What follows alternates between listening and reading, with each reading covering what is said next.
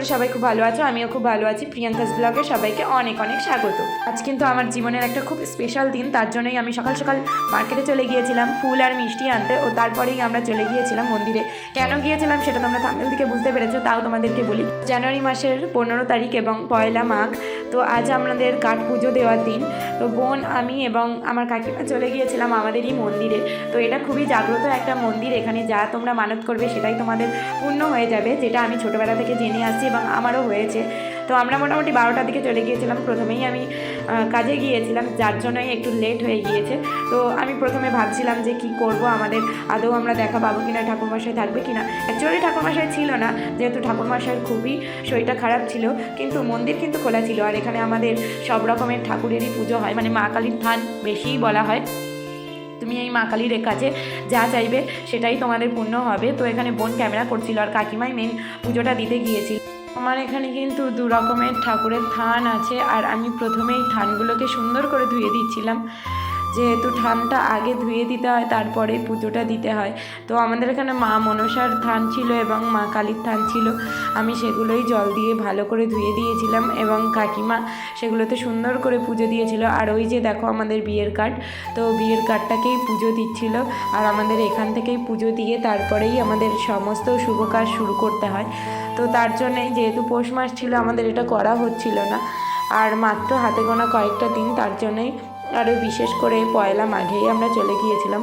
এবং আমি এখানে যতবারই এসেছি আমার মনটা খুবই ভালো হয়ে গিয়েছে। আমি মনটা যখন খারাপ থাকে আমি এখানেই চলে আসি।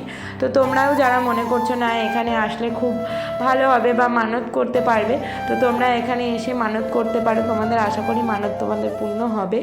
আমার যেহেতু হয়েছে, এবার দেখো তোমাদের বিশ্বাসের ওপরেই সবটা পূর্ণ হবে। তো প্রথমে আমরা তারপরে চলে এসেছিলাম এখানে বাবা তারকনাথের কাছে। তো আমাদের এখানে প্রথমে যে জেঠিমা ছিল, সেই জেঠিমা বলছিল যে আমি আগে মুছিয়ে দেই, তারপরে তোমরা করো, যেহেতু এটা তার আন্ডারে ছিল এবং সে এইসব দেখাশোনাগুলো করতো। তাই আমরা বলেছিলাম ঠিক আছে, কোনো অসুবিধা নেই।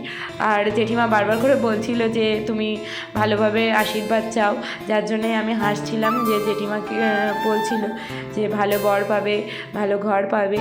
তো ঠাকুরকে আমরা খুব সুন্দর করে পুজোটা দিয়ে নিয়েছিলাম এবং প্রতিটা ঠাকুরের কাছে গিয়েই আমরা কাঠটাকে ছুঁয়ে নিয়েছিলাম।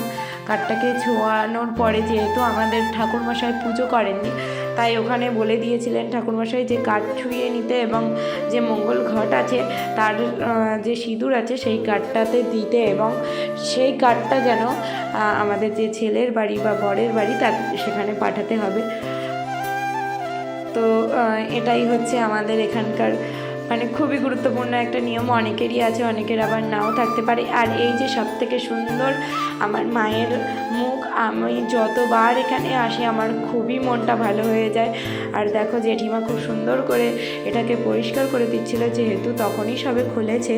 আর আমি মোটামুটি যেতে যেতে 12টা বেজে গিয়েছিল, ওই জন্যে জেঠিমা তখন পুজো দিয়ে বেরিয়ে যাবে বলে একটু তাড়াহুড়োও করছিল। কিন্তু আমরা যেহেতু গিয়েছিলাম তাই কোনো ব্যস্ততা না করে আস্তে আস্তেই পুজোটা দিচ্ছিল। আর আমাকে বলছিল বারবার করে যে তুমি ভালোভাবে চেয়ে নাও ঠাকুরের কাছে, সব কিছু ভালোভাবে পুজো দাও। আর আমি এখানে বসে বসে সুন্দর করে পুজো দিচ্ছিলাম, আমি প্রসাদও দিয়ে দিচ্ছিলাম। আসলে আমাদের বিয়ের ডেটটা হচ্ছে মাঘ মাসের 30 তারিখ, ওই জন্যই হাতে গোনা কয়েকটা দিন। আর এই দেখো যে কাকিমা মায়ের পা থেকে ফুল নিয়ে কাঠটাকে ছুঁয়ে দিচ্ছে এবং বাবা তারকনাথেরও পায়ে ছুঁয়ে দিচ্ছে, এবং শেষে মঙ্গল ঘটে সিঁদুরটা ওখানে মানে ওতে লাগিয়ে দিচ্ছে। তো ভিডিওটা এই পর্যন্ত কেমন লাগলো জানিও, আর এরপরে কিন্তু সমস্ত ব্লগ আসতে চলেছে। তোমরা যারা এখনও পর্যন্ত আমার চ্যানেলটা সাবস্ক্রাইব করোনি অবশ্যই সাবস্ক্রাইব করে দিও এবং লাইক কমেন্ট শেয়ার করে দিও।